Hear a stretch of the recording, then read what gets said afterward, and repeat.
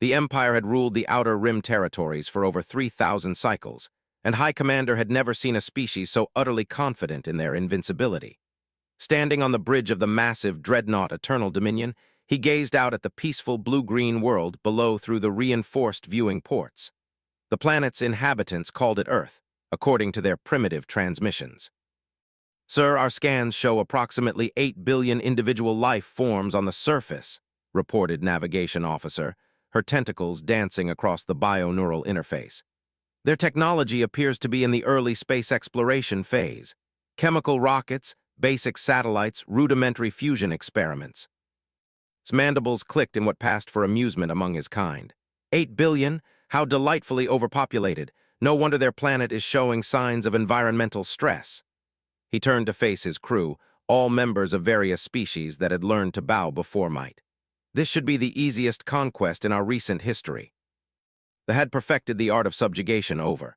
They were massive beings, standing nearly 3 meters tall when fully upright, with chitinous exoskeletons that could deflect most conventional weapons. Their technology was advanced beyond anything most species could comprehend when first contact occurred. Plasma weapons, gravitational manipulation, faster-than-light travel, and most importantly, absolute confidence born from never experiencing defeat. "Begin standard intimidation protocol," commanded. "Send the surrender demand to their major population centers. Make sure they understand what happens to species that resist the Empire." Communications specialist, a spider-like creature from the sector, began transmitting on all human frequencies. The message was simple and had worked on every other world they'd encountered. Surrender completely, accept rule, provide tribute and labor, or face total annihilation. No species had ever chosen the third option once they saw what weapons could do to their cities. Within hours, responses began flooding back from the planet's surface. Listen to the translations with growing amusement. The humans had dozens of different governments, apparently unable to even unite their own species under a single authority. Some groups sent messages pleading for mercy, others demanded proof of power, and still others sent responses so defiant they bordered on comedy. "Sir, this is particularly entertaining," chittered, playing back one transmission. "This group calling itself the United States military says, and I quote, 'Unknown hostile force, you are not welcome in our space. Withdraw immediately or face consequences.'" The entire bridge crew erupted in what passed for laughter among their various species. Consequences. What consequences could a species that barely understood nuclear physics pose to an empire that had mastered the fundamental forces of the universe? "Show them consequences," ordered. "Target one of their smaller cities, something with a population of, let's say 500,000, make it spectacular but not so devastating that it breaks their spirit completely. We still need them functional for labor." Weapons officer, a hulking reptilian from the Draconis system, powered up the ship's main plasma cannon. The weapon had enough firepower to crack a planet's crust if focused properly. For a demonstration, they would use barely a fraction of its capability. "Targeting the settlement they call Luxembourg City," reported. "Minimal strategic value, but sufficient population for an effective demonstration." The plasma beam lanced down from orbit, a brilliant green shaft of superheated matter that should have instantly vaporized everything within a 5-kilometer radius. Watched with satisfaction as the beam struck its target. Then his satisfaction turned to confusion. The beam had hit something, certainly, but instead of the expanding fireball he expected, there was a shimmering dome of blue-white energy surrounding the entire city. The plasma beam was being absorbed and dispersed harmlessly across what appeared to be some kind of defensive shield. "What?" His voice trailed off as more domes began appearing around major population centers across the planet's surface. Within minutes, hundreds of cities were protected by the same mysterious energy barriers. "Sir," reported, her voice trembling, "I'm detecting massive energy signatures from the planet's surface. Something is powering those shields, and the output readings don't match anything in our database." Before could respond, new contacts appeared on their sensors. Ships were rising from the planet's surface, but they weren't the crude chemical rockets they'd observed earlier. These vessels moved with impossible grace and speed, their hulls seeming to bend light around them in ways that suggested technology far beyond anything they had expected. "How many ships?" demanded. Counting, sir, I'm reading over 2,000 vessels and more launching every minute. Their acceleration rates are... Paused, checking her instruments again. Sir, this can't be right. They're achieving 0.7 light speed in atmosphere. Felt the first stirring of something he hadn't experienced in centuries. Uncertainty. The Empire had built its reputation on technological superiority and overwhelming force. They had conquered 17 different star systems, subjugated 43 distinct species, and never once encountered serious resistance. Open communications with their ships, he ordered. I want to speak to whoever is commanding this. Unexpected response. The main flickered to life, showing a human face. The creature was smaller than had expected, with soft-looking skin and what appeared to be no natural armor whatsoever. But the eyes were unlike anything he'd seen before, calm, calculating, and completely unafraid. I am Admiral Sarah of the Terran Defense Force, the human said in perfect, somehow speaking their language flawlessly despite this being first contact. You have just attempted to murder 500,000 civilians. Would you care to explain why? His mandibles clicked involuntarily. I am High Commander of the Empire. Your species will submit to Imperial rule or face. Face what? Admiral interrupted, her voice carrying an edge of steel. You just tried your best shot against one of our cities. Our shields didn't even register it as more than a minor energy fluctuation. Impossible, snarled. Our plasma cannons can destroy continents. Yes, we noticed the primitive fusion-based energy weapon, replied with what was beginning to realize was dangerous calm. Quite impressive for a species still using reaction-based propulsion and linear thinking about energy manipulation. The human's words hit like physical blows. Primitive, reaction-based propulsion. They had faster-than-light travel, gravitational manipulation, plasma weapons that could crack worlds. How dare this soft, tiny creature suggest they were primitive?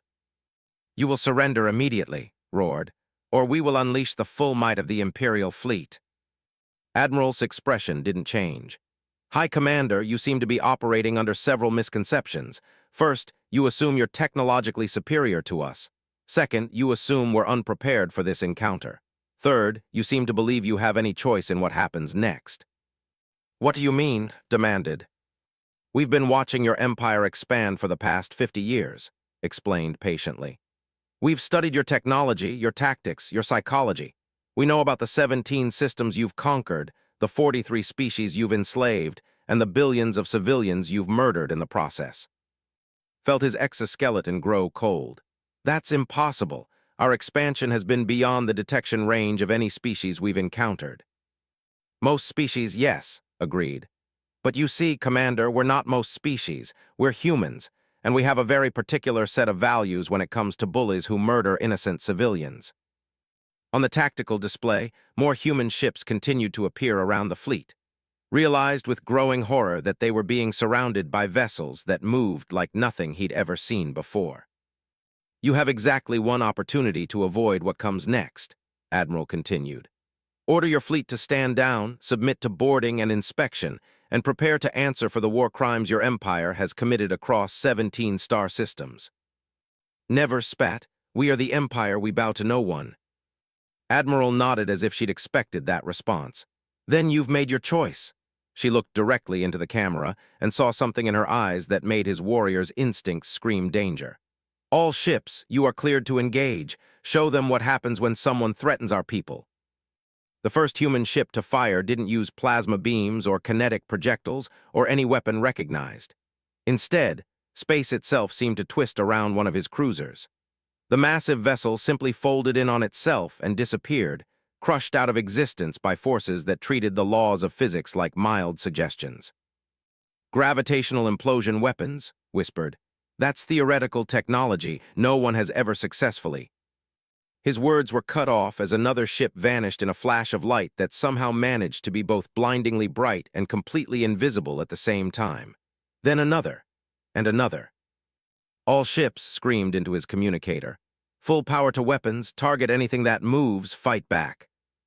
But his fleet was discovering what every other military force throughout human history had learned the hard way.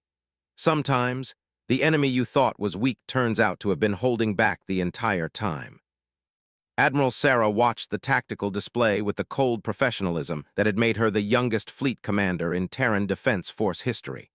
Around Earth's orbital space, the fleet was learning a lesson that had been repeated throughout human military history. Never assume your enemy is as primitive as they appear. Ghost Squadron reports successful elimination of target group Delta 7, came the crisp report from Commander Torres at the tactical station. 17 enemy vessels neutralized with 0 human casualties. Acknowledged, replied. What's the status on their flagship? Still active, Admiral. They're attempting to retreat, but our gravity wells are keeping them locked in position. Nodded. They had walked into Earth's space with the same arrogance they'd shown to 17 other civilizations. What they didn't know was that humanity had been tracking their expansion for decades through a network of deep space monitoring stations that used technology so advanced, it might as well have been magic compared to science. Sir, incoming transmission from the enemy flagship, reported communications officer. Put it through. High Commander's image appeared on the main screen and could see the first cracks in his supreme confidence. The alien's chitinous features were twitching with what her xenobiology training told her was either rage or fear, possibly both. What manner of sorcery is this? Demanded. Your weapons violate every known law of physics. Do they? Asked mildly. Or do you simply not understand physics as well as you thought you did? Behind, she could see his bridge crew scrambling at their stations. Smoke was rising from several consoles, and the lights flickered intermittently. Whatever power source they used, it was clearly being overtaxed trying to maintain their position against human gravity manipulation technology. This is impossible, snarled. We have conquered 17 star systems. Our technology is superior to anything in this galaxy. Commander, let me share something with you, said, leaning back in her command chair. 53 years ago, our deep space arrays detected your empire's first expansion beyond your home system. We watched you destroy the colonies. We recorded your genocide of the crystalline collective. We monitored every atrocity you committed across the outer rim. His mandibles clicked frantically. If you knew of us, why didn't you act? Because, explained patiently, we needed to understand exactly what kind of threat you represented. We needed to study your technology, learn your tactics, understand your psychology. Most importantly, we needed to prepare. On the tactical display, the remaining ships were being systematically disabled by human forces that seemed to appear and disappear at will. The enemy vessels fired desperately at targets that weren't quite where they appeared to be, their plasma beams passing harmlessly through holographic projections, while real human ships struck from impossible angles. You see, Commander, continued, humans have a rather unique approach to warfare. When we encounter a threat, we don't just prepare to defend against it, we prepare to eliminate it completely. Your species are nothing but primitive apes, roared. We have mastered gravity, plasma dynamics faster than light travel. Yes, you have, acknowledged. And 50 years ago, those would have been impressive achievements. Today, they're quaint historical curiosities. She gestured to her tactical officer, who began transmitting data to the flagship. His expression shifted from rage to confusion as information flooded his screens. What you're looking at, explained, is a complete technical analysis of your empire's technology, compiled over 5 decades of observation. Your plasma weapons operate on principles we mastered 200 years ago. Your faster-than-light drives use a crude form of space-time manipulation that we abandoned in favor of more efficient methods. Your gravitational technology is, well, let's just say it's adorable. Stared at the data streaming across his screens. Technical specifications for weapons, detailed analysis of their shields, complete blueprints for their ships, information that should have been impossible for any outside species to obtain. How, he whispered. Did you really think, asked, that a species capable of interstellar travel wouldn't notice massive energy signatures from plasma weapons being fired at civilian populations? Did you believe we wouldn't detect the gravitational distortions from your crude FTL engines? Commander, we've been watching you since your first expansion. We know more about your technology than your own engineers do. The truth was even more remarkable than was revealing. Humanity hadn't just observed the Empire, they had infiltrated it. Human agents, using advanced cloaking technology and biological disguises, had been operating within space for decades. They had every piece of technology, recorded every strategic meeting, and mapped every military installation. Status report, requested. Enemy fleet is down to 60% operational capacity, Tors reported. Their flagship appears to be having power distribution problems. Sir, added, we're receiving surrender requests from 17 vessels. Patch me through to all enemy ships, ordered. Her image appeared on screens throughout the fleet, and she could see the growing panic among their crews. These beings had spent believing they were the apex predators of the galaxy, only to discover they were facing something that treated their most advanced weapons like children's toys. Attention forces, announced. This is Admiral of the Terran Defense Force. Your empire has committed genocide against multiple species and stands accused of crimes against 17 civilizations. You have fired upon civilian targets on Earth, an act we consider tantamount to a declaration of war. She paused, letting her words sink in. However, we are not like you. We do not glory in slaughter or take pleasure in conquest. Any ship that powers down its weapons and submits to boarding will be treated according to interstellar law. Any ship that continues to resist will be destroyed. You cannot do this, screamed from his flagship. The Empire spans dozens of worlds. Our reinforcements will. Will what? Interrupted. Commander, while we've been talking, human forces have been neutralizing every military installation in known space. Your fleet bases in the sector were eliminated 47 minutes ago. Your shipyards in the Vega system were disabled 31 minutes ago. Your command center on Prime. Well, let's just say your Emperor is currently having a very uncomfortable conversation with our diplomatic corps. The color drained from his features. That's impossible. It would take months to coordinate strikes across that distance. It would if you were using your technology, agreed. But we don't use reaction drives or crude space-folding techniques. Our ships can travel from Earth to Prime in approximately 14 minutes. Your entire empire spans less than 3 hours of travel time for our fleet. She stood up from her command chair, and every eye on every bridge focused on her. You came to Earth believing you had found another primitive species to conquer. Instead, you found the species that has been preparing for your arrival since before you learned to leave your own solar system. What are you? Whispered. We're human, replied simply, and we have a saying, mess with the best, die like the rest. The difference is we actually mean it. On the tactical display, more ships were powering down their weapons and transmitting surrender codes.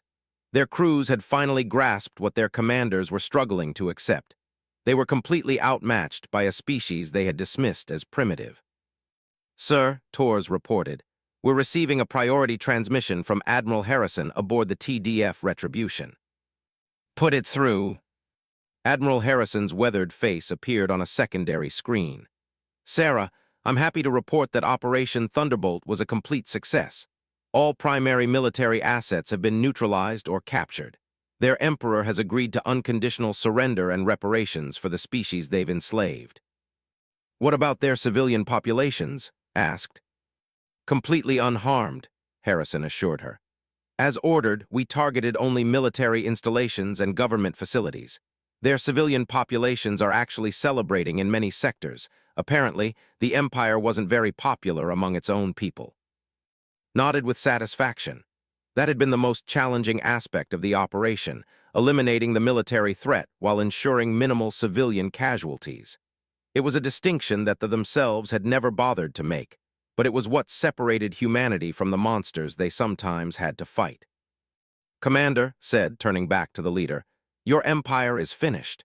Your military is defeated, your government has surrendered, and your people are free from your tyranny. You personally are responsible for the genocide of billions of innocent beings across 17 star systems.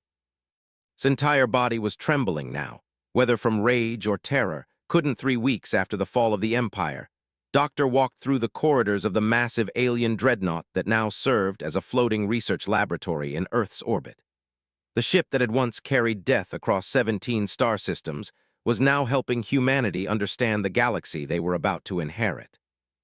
The psychological profiles are fascinating, she reported to Admiral during their daily briefing. The military caste genuinely believed they were biologically superior to every other species in the galaxy. It wasn't just arrogance, it was programmed into their social structure from birth. Admiral nodded, reviewing reports from across known space. In the weeks since Operation Thunderbolt, human diplomatic and scientific teams had been working around the clock to stabilize the power vacuum left by the Empire's collapse. What they had discovered was both heartening and terrifying. What about the other species they conquered? Asked. Doctor smiled for the first time in weeks. That's the good news. The crystalline collective is already rebuilding there. The colonies are establishing their own government. Most of the enslaved populations are adapting well to freedom, though they're going to need significant humanitarian aid. And the bad news. They weren't the only aggressive empire in this galaxy, Doctor replied grimly. Long-range sensors are detecting at least 3 other militaristic civilizations that were apparently held in check by the threat of retaliation, with the empire gone. They're going to expand into the power vacuum, finished. How long do we have? Based on their historical expansion patterns, maybe 6 months before they start testing former territories. Maybe less if they realize how thoroughly we dismantled the Empire's defenses. Stood and walked to the massive viewing port that looked out over Earth. The blue-green world that had seemed so vulnerable just weeks ago was now the capital of the most powerful military force in known space. It was a responsibility humanity had never sought but couldn't ignore. Doctor, I want you to prepare a complete briefing for the Global Defense Council. Everything we know about these other empires, their technology, their expansion patterns, their military capabilities. Admiral, are you suggesting what I think you're suggesting? Turned back to face the Doctor, the conquered 17 star systems and enslaved 43 species because nobody was strong enough to stop them. We are strong enough. The question is whether we have the moral authority to do what needs to be done. Meanwhile, in the lower levels of the captured Dreadnought, former High Commander sat in a detention cell that was more comfortable than most military quarters. The humans, it seemed, treated their prisoners better than the Empire had treated its own soldiers. He wasn't alone. Commander Tors, the human tactical officer, visited him daily as part of what the humans called debriefing sessions. Today, she brought news that made his worldview crumble even further. Your former territory in the Vega system, Tors informed him, is now under the protection of the Colonial Authority. They've asked us to help them establish a defense fleet. The mandibles clicked in disbelief. But they're herbivores. They have no warrior caste, no military tradition. They were the easiest conquest in our expansion.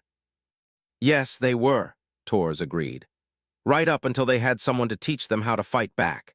It turns out that when you give peaceful people advanced weapons and proper training, they become very motivated to ensure nobody ever enslaves them again. Stared at the human officer. You're arming our former subjects. We're arming everyone who asks for our help and agrees to our conditions, Tors corrected. No slavery, no genocide, no wars of conquest. Defensive alliances only. It's actually working quite well. But why? Asked desperately. Why do you care what happens to species you've never met? Tors was quiet for a moment, considering her answer. Commander, let me tell you something about human history. For most of our existence, we fought each other constantly. Wars, genocide, slavery, we did it all. But eventually, we learned something important. The strongest civilizations aren't built on conquest and fear. They're built on cooperation and mutual protection. She leaned forward, her expression serious. We could have done to you exactly what you did to 17 other species. We could have glassed your worlds, enslaved your people, taken everything you had. Instead, we gave your civilian populations freedom, medical aid, and technology to rebuild their society. Your people will see this as weakness, warned. Will they? Tors asked. Because from what our cultural analysts tell us, most civilians are happier now than they've been in centuries. Turns out that when you stop spending 90% of your resources on military expansion, you can build a pretty decent society. Had no answer for that. Reports from his confirmed what the human was saying. With the military caste removed from power and the resources of the Empire redirected toward civilian needs, society was experiencing unprecedented prosperity and freedom. There's something else you should know, Tors added. We've been monitoring long-range communications from the hegemony. His exoskeleton went cold. The hegemony was one of the 3 major military powers that had existed in uneasy balance with the Empire. They were raiders and slavers who made the look almost civilized by comparison. What did they say? He asked. They're planning to test human resolve by attacking one of our new allies, Tors replied. The Crystalline Collective, specifically. Apparently they think we're bluffing about our military capabilities. They're making a mistake, said quietly. Yes, they are, Tors agreed. The question is whether they'll realize that before or after we have to demonstrate what happens when someone threatens our friends. Back on the bridge, Admiral was receiving reports from across the galaxy. Human diplomatic missions were making contact with dozens of species that had previously hidden from the great powers, too weak to defend themselves but too proud to accept enslavement. The response was overwhelming. Admiral, communications officer reported, we're receiving formal requests for protective alliances from 37 different species. The common factor seems to be that they're all former territories or species that were hiding from the Empire. What are they offering in return? Asked. Varies by species, replied. Some have unique technologies, others offer strategic resources, many simply want to contribute to collective defense. The interesting thing is, most of them are asking specifically for human leadership in any alliance structure. Wasn't surprised. In the 3 weeks since the defeat, the story had spread throughout known space. Humanity had defeated the galaxy's most powerful military force without becoming conquerors themselves. For species that had spent living in fear of aggressive empires, the promise of protection without domination was irresistible. Sir, Tors added from her station, I'm receiving a priority transmission from Deep Space Monitoring Station Gamma 7. Long-range sensors are detecting massive fleet movements from hegemony space. How massive? Approximately 800 ships, Admiral, heading for the Crystalline Collective. Felt a familiar cold focus settle over her thoughts. The hegemony was about to learn the same lesson they had learned, but apparently they needed a more direct demonstration. Send a message to Admiral Harrison aboard the Retribution, she ordered. Tell him to prepare Battle Group Omega for immediate deployment. Also, contact the Crystalline Collective and let them know that help is on the way. What message should I send to the hegemony? Asked. Smiled, and it wasn't a pleasant expression. Send them this. Unknown forces approaching crystalline space. You are entering territory under Terran protection. Withdraw immediately or face the consequences. This is your only warning. Admiral, Tors said carefully, our intelligence suggests the hegemony has never encountered defeat in battle. They may not take the warning seriously. I know, replied. I'm counting on it. Across the galaxy, the hegemony fleet admiral reviewed the human transmission with amusement.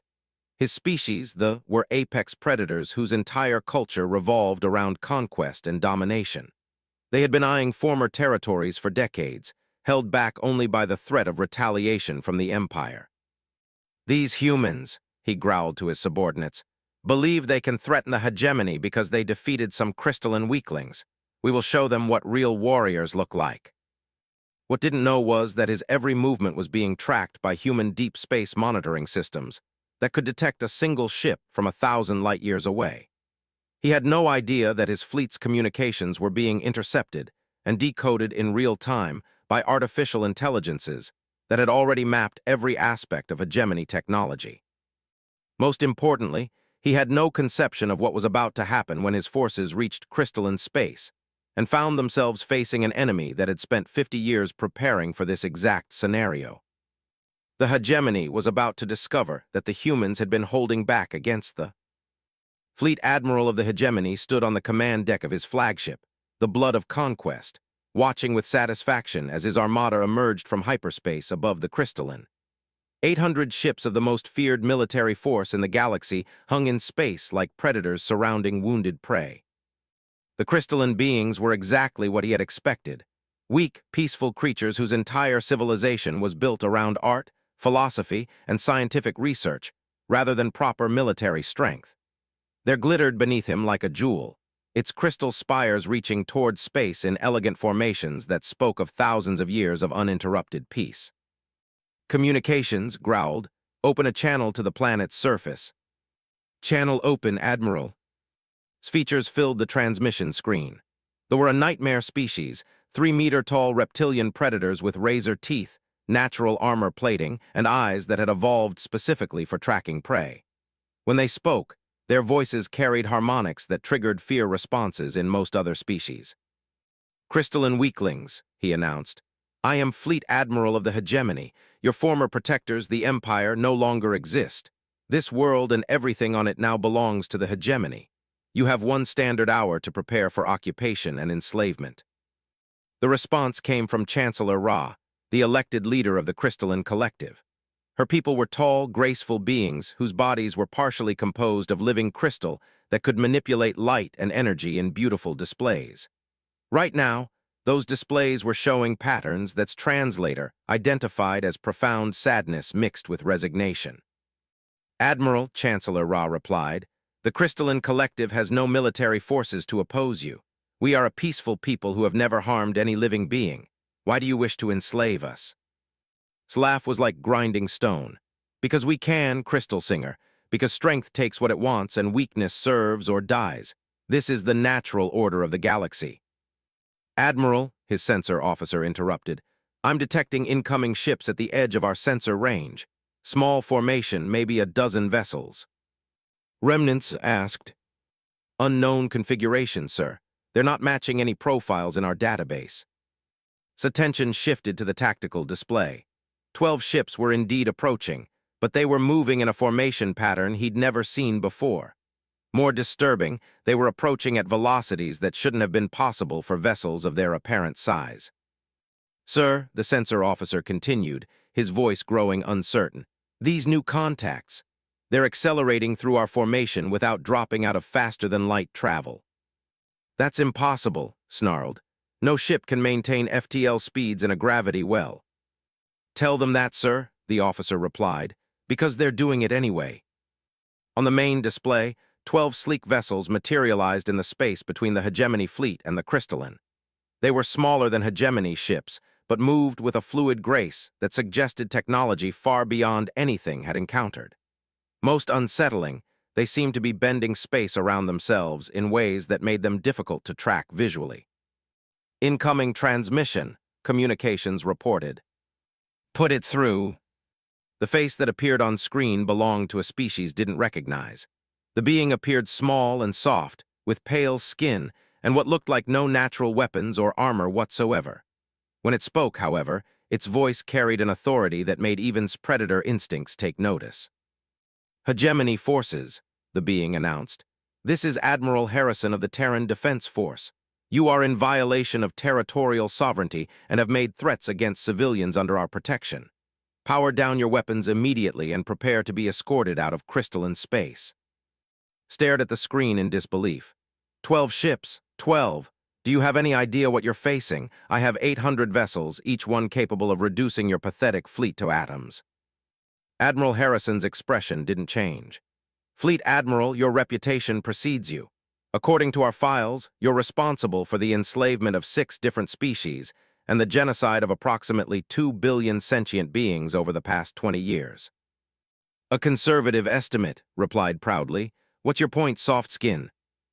My point, Harrison said calmly, is that today your career ends. His roar of laughter echoed across his bridge. 12 ships against 800. I've seen delusion before, but this is remarkable. You're correct that you outnumber us, Harrison acknowledged.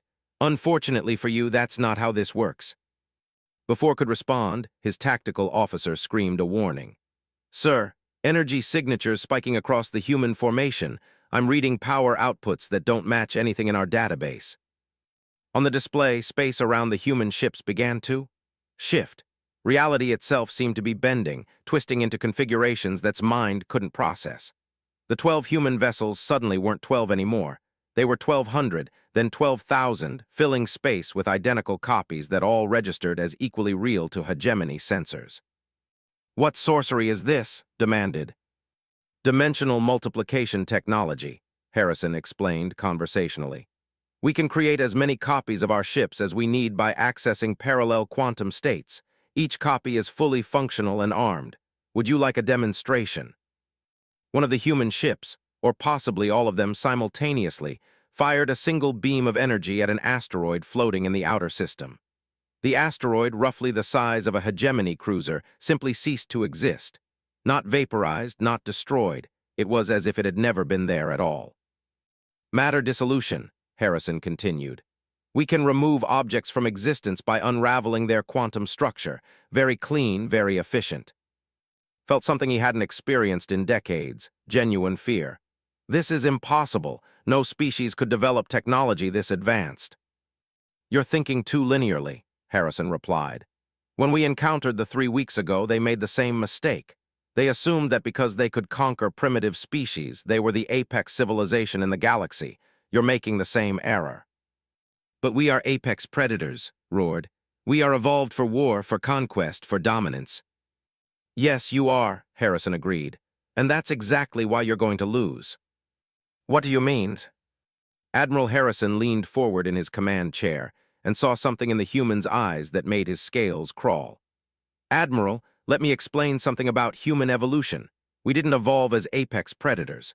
We evolved as persistent hunters who specialized in killing apex predators. The tactical display showed more human ships materializing throughout hegemony space, not just around the crystalline, but around every hegemony colony, every fleet base, every military installation across their entire empire. Toothed tigers, cave bears, giant wolves, our ancestors hunted them all to extinction not because we were stronger or faster, but because we were smarter, more patient, and absolutely relentless when something threatened our family, Harrison continued. When we expanded into space, we brought those same instincts with us. Sir, communications officer reported, his voice trembling, I'm receiving reports from across the Empire. Human forces are appearing simultaneously at every major hegemony installation. They're demanding complete surrender. All at once, whispered. Coordinated strike across 700 light-years of space, Harrison confirmed. Execute simultaneously to the nanosecond. We've been planning this operation since we first detected your activities 18 months ago. His worldview was crumbling around him. They had built their entire civilization on the belief that they were the ultimate predators, that strength and aggression were the highest virtues in the universe. Now they were facing something that treated their most powerful weapons like amusing toys. You cannot do this, said weakly. The hegemony has ruled this sector for.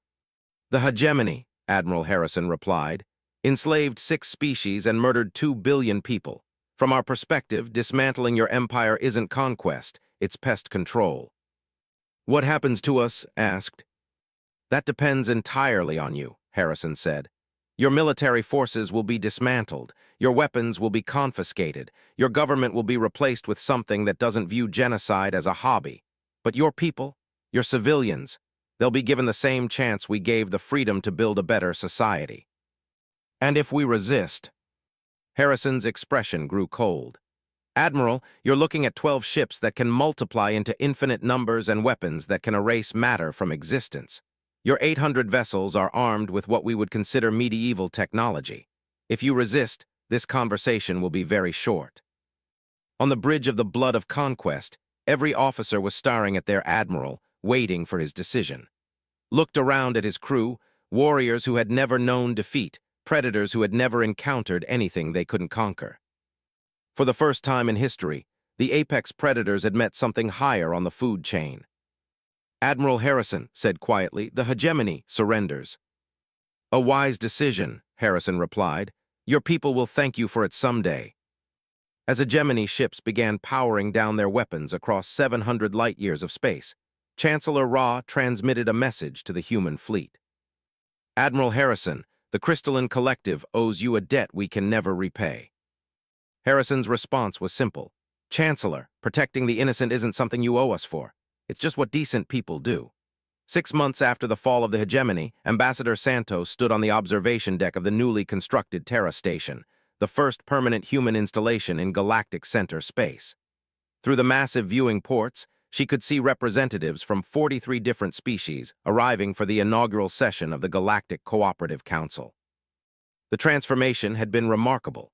Where once 3 massive empires had carved up known space through conquest and terror, now dozens of free civilizations were working together to build something unprecedented in galactic history. A voluntary association based on mutual benefit rather than domination. Ambassador, her aide, Lieutenant, approached with the latest reports. The final tallies are in from the former hegemony territories. Every single world has voted to join the cooperative rather than attempt independence. Santos nodded, though she wasn't entirely surprised. When given a choice between isolation and joining a defensive alliance that had proven capable of stopping empire-level threats, most rational civilizations chose security. What about the holdouts? The Nexus Union is still maintaining their position of neutrality, reported. They're not hostile, just cautious. Admiral thinks they're waiting to see if our alliance model actually works long-term. The Nexus Union was the fourth major power in the galaxy, one that had managed to avoid direct confrontation with the three aggressive empires through a combination of superior defensive technology and strategic irrelevance. They controlled a cluster of systems that were resource-poor but strategically positioned, making them useful as neutral territory for trade and diplomacy. Understandable, Santos replied. We did essentially restructure galactic politics in less than 6 months. Some caution is warranted. Through the viewing port, she watched a crystalline transport dock with the station, its passengers including not just crystalline delegates, but representatives from a dozen other species. The sight would have been impossible just months ago. Former enemies working together, former slaves negotiating as equals with their former masters. Ambassador, Lieutenant said carefully, there's one more thing. The former leadership has requested permission to address the council. Santos raised an eyebrow. All of them. No, ma'am. Just former High Commander and Chancellor, the new civilian leader of the Republic. They want to make some kind of formal statement. Any idea what about? They've been very secretive, but our intelligence sources suggest it has to do with the Outer Rim territories. Santos felt a chill of concern. The Outer Rim was the unexplored region beyond known space, where long-range sensors occasionally detected energy signatures that might indicate other civilizations. So far, humanity had been too busy stabilizing known space to launch major exploration missions. Schedule them for the afternoon session, she decided, and make sure Admiral is available by holo-conference. If this is about potential new threats, I want military input. 3 hours later, the council chamber was filled with beings that represented nearly every form of intelligent life in known space. Crystalline entities sat beside former warriors, hegemony refugees worked with their former enemies on trade agreements, and dozens of smaller species that had hidden for were finally participating in galactic civilization. At the center of it all, humanity served as both protector and mediator, not because they had conquered anyone, but because they had proven that protection was possible without domination.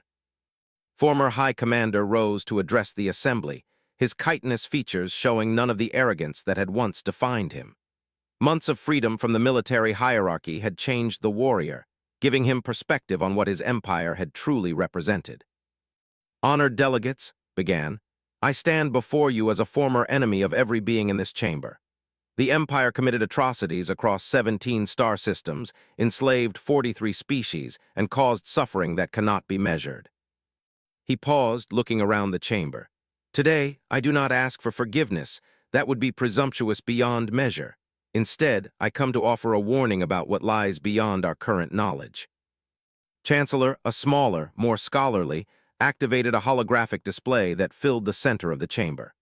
The image showed star charts extending far beyond known space, marked with energy signatures and sensor readings that dated back decades. During our expansion, explained, our long-range surveys detected signs of civilization in the Outer Rim territories. At the time, we dismissed these readings as natural phenomena because they indicated technology levels that we believed were impossible. Admiral's image appeared on the main communications screen, her expression immediately focused. What kind of technology levels? Answered grimly. Energy outputs that dwarf anything we've ever encountered. Faster-than-light signatures that suggest instantaneous travel across galactic distances. And most disturbing, evidence of artificial construction on a scale that beggars comprehension. The holographic display zoomed in on a specific region of space, showing what appeared to be a sphere of artificial construction surrounding an entire star system. The scale was so massive that it took several moments for the assembled delegates to understand what they were looking at. A sphere, someone gasped. Multiple spheres, corrected. And that's just one cluster we've detected. Our surveys suggest there may be dozens of such constructions throughout the Outer Rim. Ambassador Santos felt the familiar weight of responsibility settling on her shoulders. Humanity had just finished dealing with three aggressive empires whose technology was centuries behind human capabilities. Now they were learning about civilizations that made human technology look primitive. "How long have you known about this?" Admiral asked. "We detected the first signatures 47 years ago," admitted. "But we convinced ourselves they were natural phenomena because the alternative was uncomfortable. Our entire worldview was built on the assumption that we were approaching the pinnacle of galactic civilization." "Why are you telling us now?" Santos asked. His expression grew even more serious. "Because 3 weeks ago our monitoring stations detected something new. The energy signatures are changing, moving, and they appear to be heading in this direction." The chamber fell silent. Every delegate understood the implications. If civilizations capable of building spheres were finally taking notice of events in known space, it could mean contact with beings so advanced that even humanity might appear primitive by comparison. "Estimated time until contact?" Admiral asked. "Based on the trajectory changes and energy signatures," replied, "approximately 18 months. Admiral was quiet for several long moments, clearly running calculations. "Ambassador Santos, I recommend we convene an emergency military planning session.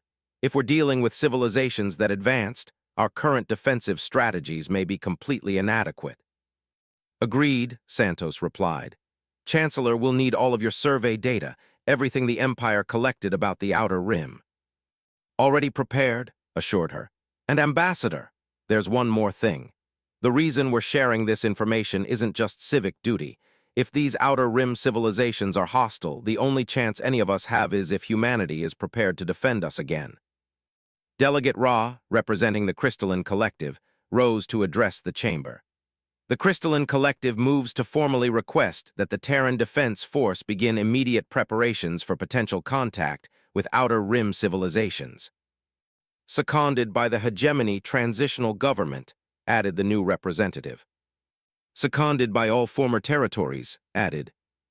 Within minutes, the motion had been unanimously approved by every delegate in the chamber. Once again, the galaxy was looking to humanity for protection against the unknown. Ambassador Santos stood to address the assembly. "The Terran Defense Force accepts this responsibility. However, I want to make something clear to all delegates. If we are indeed facing contact with civilizations more advanced than our own, our survival will depend not on human technology alone, but on the unity and cooperation we've built together." She looked around the chamber at beings who had been enemies just months ago and were now working together as equals. "Whatever comes from the Outer Rim, we'll face it together, as partners, not as subjects." Admiral's voice came through the communication system. "All delegates, be advised that as of this moment, Operation Deep Guard is now active. Humanity will begin immediate deployment of our most advanced defensive systems, but we're also requesting technical cooperation from all member species. If we're going to face something beyond our current capabilities, we'll need every advantage we can create together." As the delegates began filing out of the chamber, already organizing the massive cooperation effort that would be needed, Ambassador Santos remained at the viewing port. In the distance, she could see the construction lights of new shipyards, joint research facilities, and defensive installations that were being built through unprecedented cooperation between dozens of species. Humanity had arrived on the galactic stage as protectors of the weak and destroyers of tyranny. Now they would face their greatest challenge yet, proving that cooperation and unity could stand against whatever ancient powers were stirring in the depths of space. The galaxy had believed it was safe under the rule of the great empires. Then humanity had arrived and shown them what safety actually meant. Now something else was coming, and for the first time since leaving Earth, humanity wasn't certain they were the most advanced civilization in the galaxy. But they were certain of one thing: whatever emerged from the Outer Rim would find not scattered, conquered species, but a united galaxy that had learned to stand together. And they would discover that while humanity might not be the most technologically advanced species in the universe, they were still the species that had made it their mission to ensure that strength protected rather than preyed upon the weak. The age of empires was over. The age of cooperation was about to face its ultimate test. And across the galaxy, word began to spread. Humanity had arrived, and the age of the great predator empires was over. This time they wouldn't be so gentle. Tell, what will you do to us? What we should have done 50 years ago, replied. We're going to make sure you never hurt anyone again. The Empire had just made first contact with humanity. They were about to discover that humans had been preparing for this moment for decades.